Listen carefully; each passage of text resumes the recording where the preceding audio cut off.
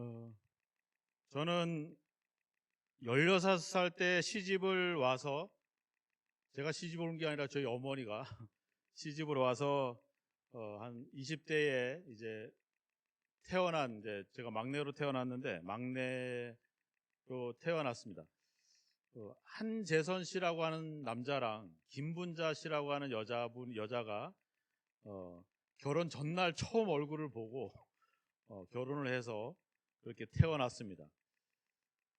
그렇게 태어난 게 이제 한창규라고 하는 사람이 태어나는데, 어, 알고 봤더니 두 사람의 사랑만으로 태어난 게 아니라 누가 그걸 또 계획을 하셨더라고요. 누가? 예, 하나님이. 예, 하나님이.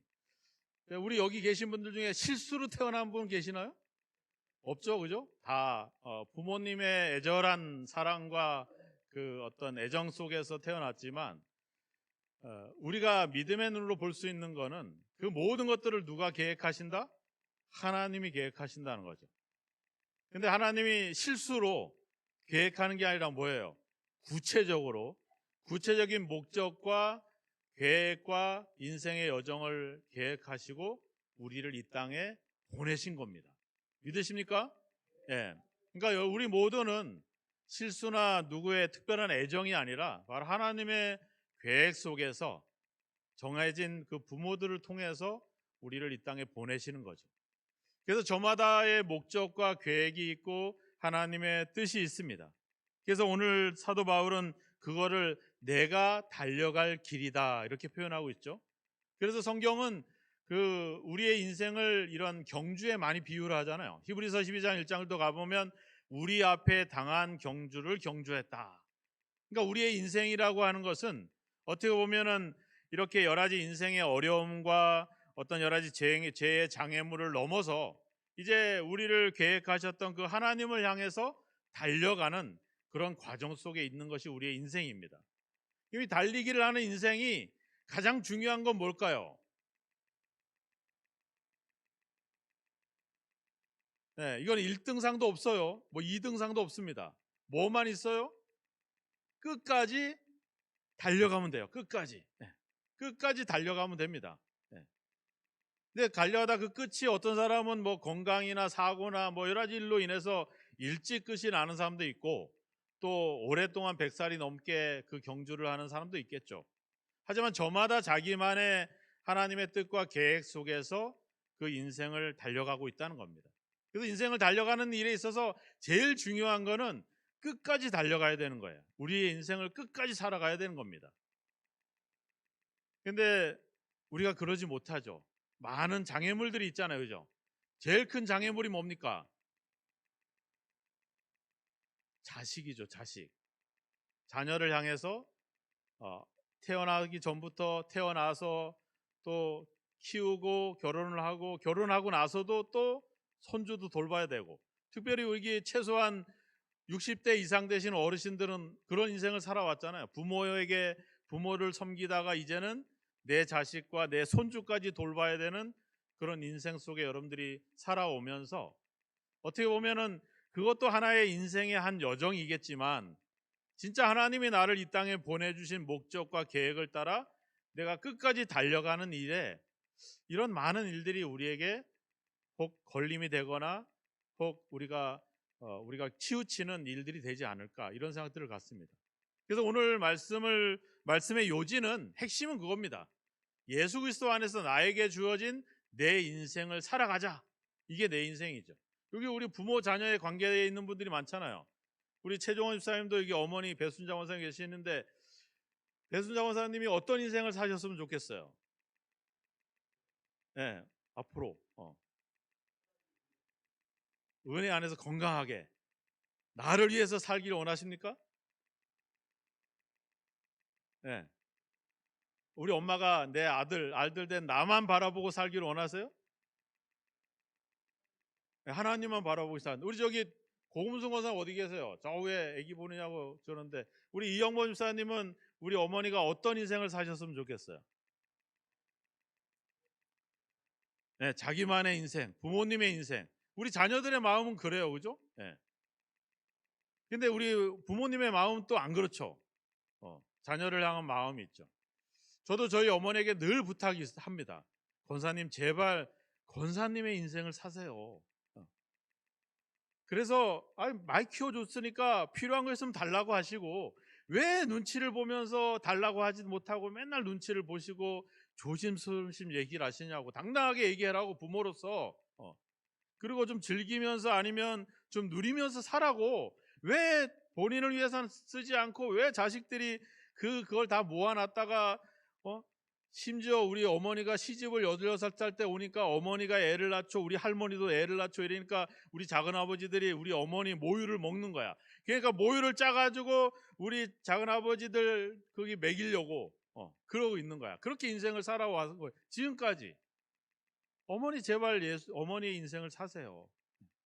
근데 부모님의 마음은 전혀 또 그 다른 마음인 것 같아요. 근데 오늘 그겁니다. 진짜 우리의 인생을 살아야 됩니다. 살아야 되는 이유가 있어요.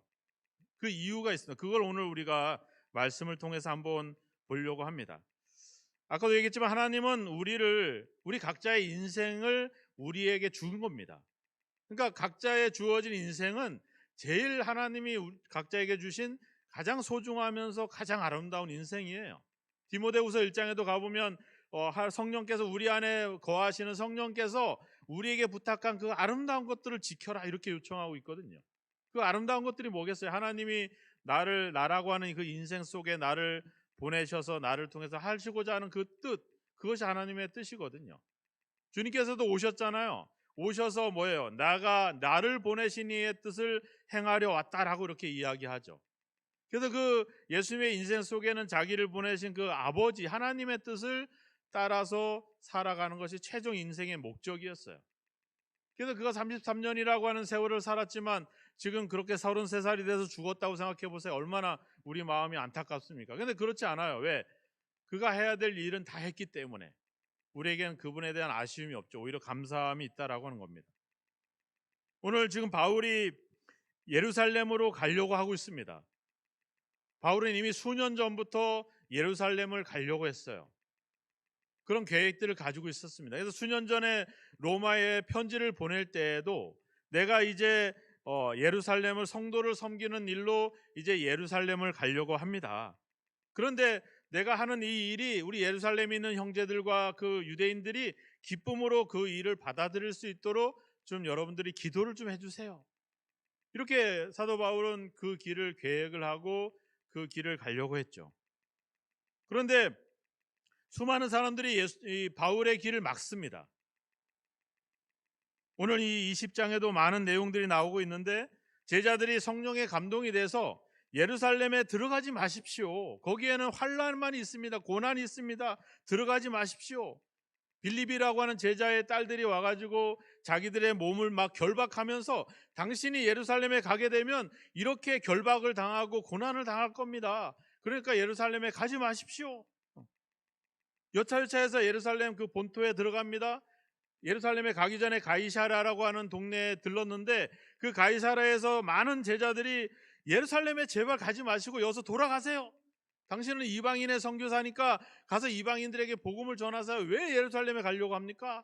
또 사람들이 막고 그리고 20장 36절 이런 데 보면 막 울며 불며 근심하며 사도 바울의 가는 길을 막고 있죠.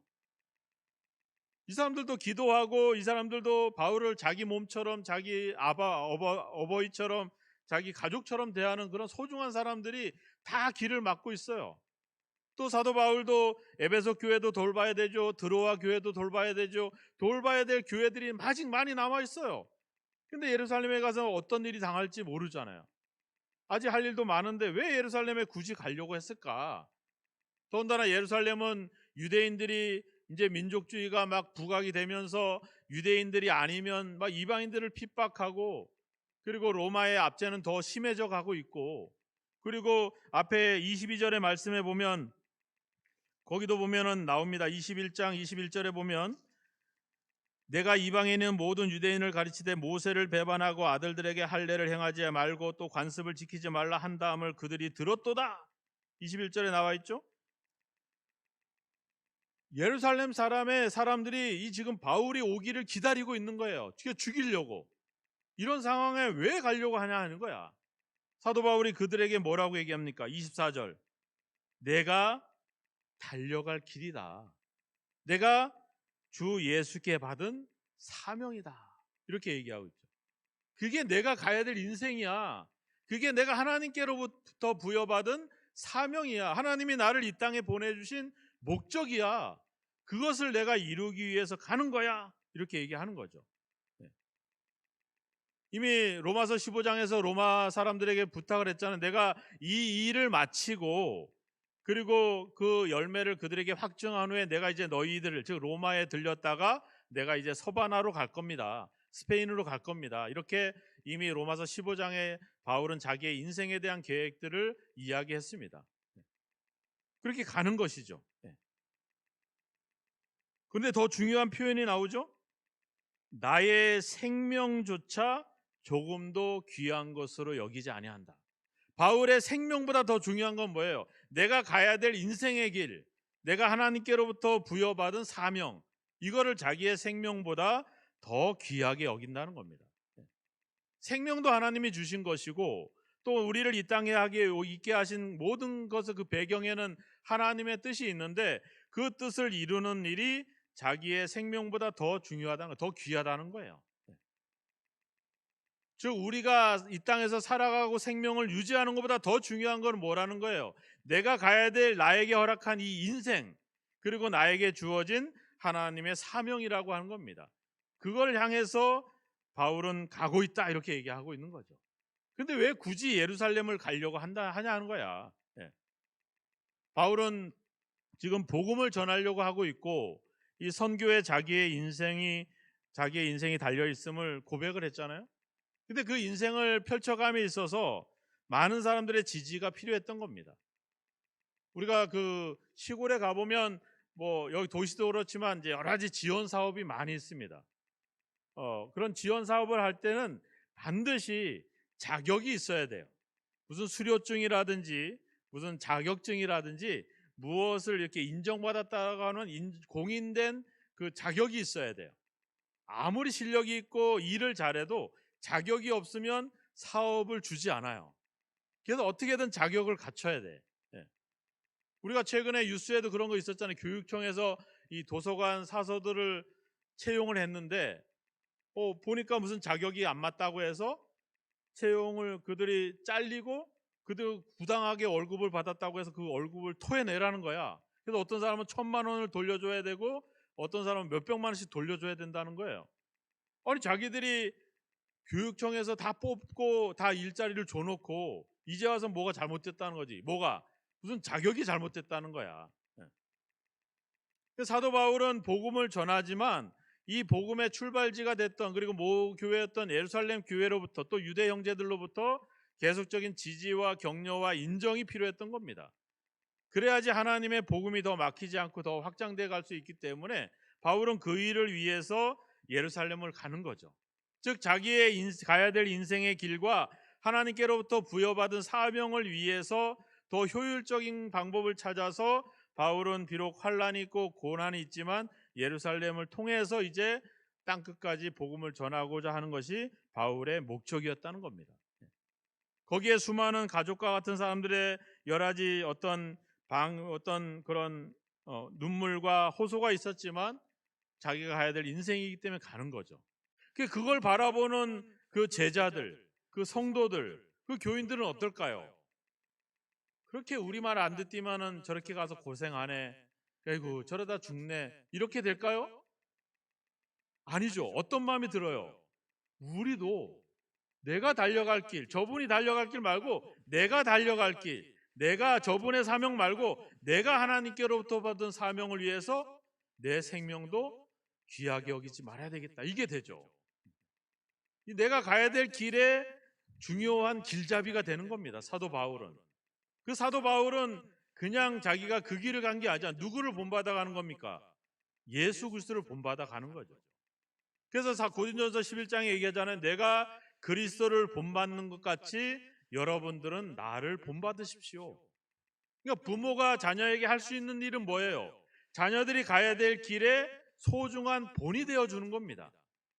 그들에게 어려울 때 힘들 때 부모의 돈, 부모의 재산이 필요한 게 아니라 우리 부모가 이 고난과 이 역경 속에도 불구하고 하나님께 부여받은 사명과 자기의 인생의 길을 위해서 거침없이 가셨다. 참고 인내하며 갔다라고 하는 그 모습이 자녀들에게는 또 다른 도전이 돼서 자기의 인생을 극복하고 인내하며 갈 수 있게 하는 힘이 거기서 오는 거죠. 오늘 그런 인생을 우리가 살아가야 된다는 겁니다. 우리 자녀들에게 그런 인생을 보여줘야 된다는 겁니다. 돈을 몇 푼 주고 그것도 필요하죠. 저도 우리 어머니에게 독립을 이야기하면서 이제 저 신경 쓰지 마세요. 제가 알아서 돈 벌어서 공부할게요. 그래서 고등학교 때도 막 아르바이트하고 대학교 가서는 막 아르바이트도 하고 막 그랬어요. 또 학비를 절약해야 되니까 뭐 열심히 공부해서 장학금도 받고. 그래도 그때는 한 2달 방학 때 아르바이트를 하면 노가다도 하고 이러면 학비도 되고 생활비도 할 수 있었어요. 그래서 지금은 안 돼. 지금은 뭐 월급을 그렇게 많이 주지도 않고 학비도 비싸고 생활비도 물가도 얼마나 비싸요. 지금은 아이들이 아르바이트를 해서 뭐 학비 벌고 이렇게 하는 시대는 아니에요.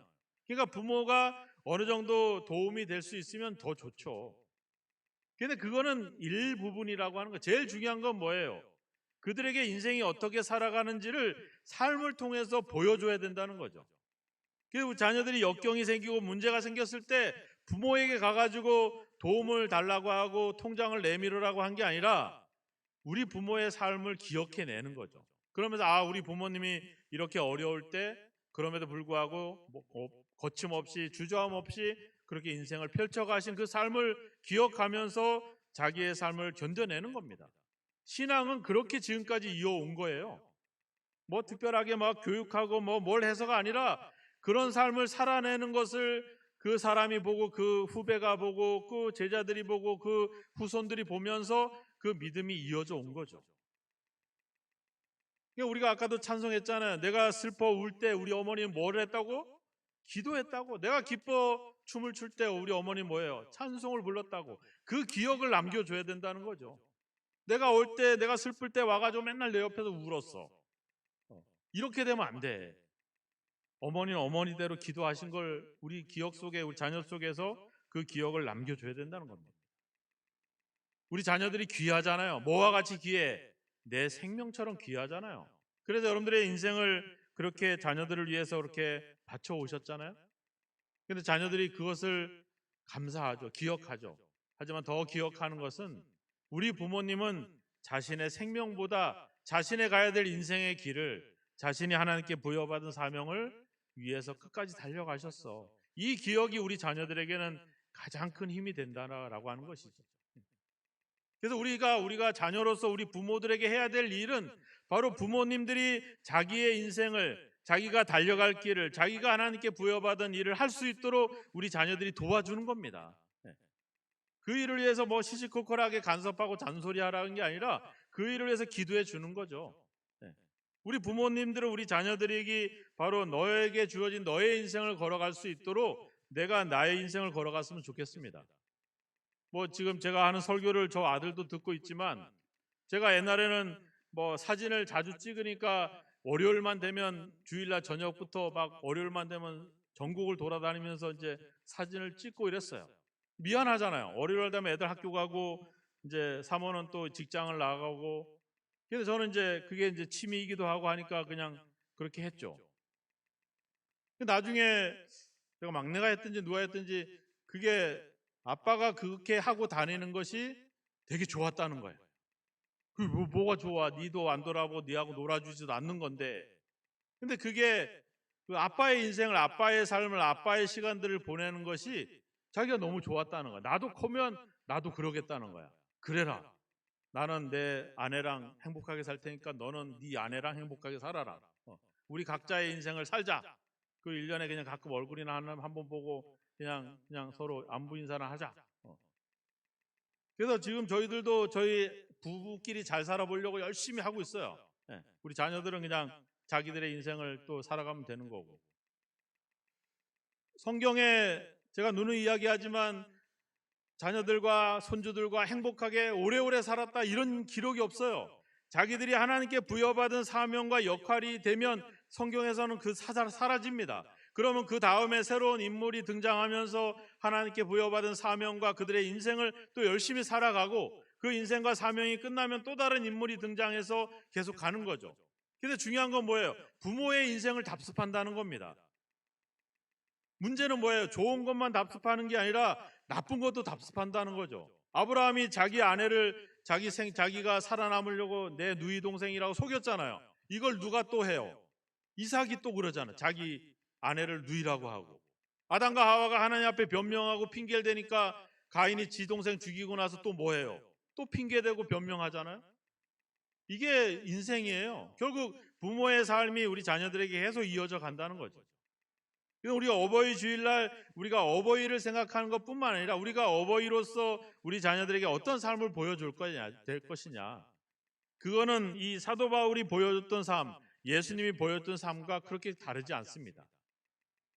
뭐 전부 다 목회, 전부 다 선교사, 전부 다 복음을 위한 일이 아니라 우리 각자의 인생에 주어진 여러 가지 사명들이 있잖아요. 직장에서도 그렇고 가정에서도 그렇고 부모는 부모로서의 자기의 인생과 하나님께 부여받은 사명을 위해서 열심히 최선을 다해서 그 길을 달려가면 됩니다. 우리 자녀들은 그걸 보면서 또 자기들의 인생을 또 개척해가면서 또 열심히 살아가겠죠. 우리 손주들은 또 그 아버지 어머니의 이 삶과 실행을 보면서 또 그렇게 살아가겠죠. 우리가 남길 수 있는 것은 바로 그겁니다. 내가 달려갈 길과 내가 주 예수께 받은 사명, 그것을 위해서 내 생명도 귀하게 여기지 않고 달려가는 그 인생, 그거를 봐왔던 우리 자녀들이 그런 인생을 살아가게 될 거고 또 우리 손주들이 또 그의 자손들이 그런 인생을 살아가게 될 겁니다. 그렇게 기독교의 역사는, 하나님의 믿음의 역사는 그렇게 이어져 가고 있는 것이죠. 사도 바울은 이야기했습니다. 내 생명조차 귀한 것으로 여기지 아니하노라. 21장 13절로 가보세요. 나는 주 예수의 이름을 위하여 결박당할 뿐 아니라 예루살렘에서 죽을 것도 각오하였노라.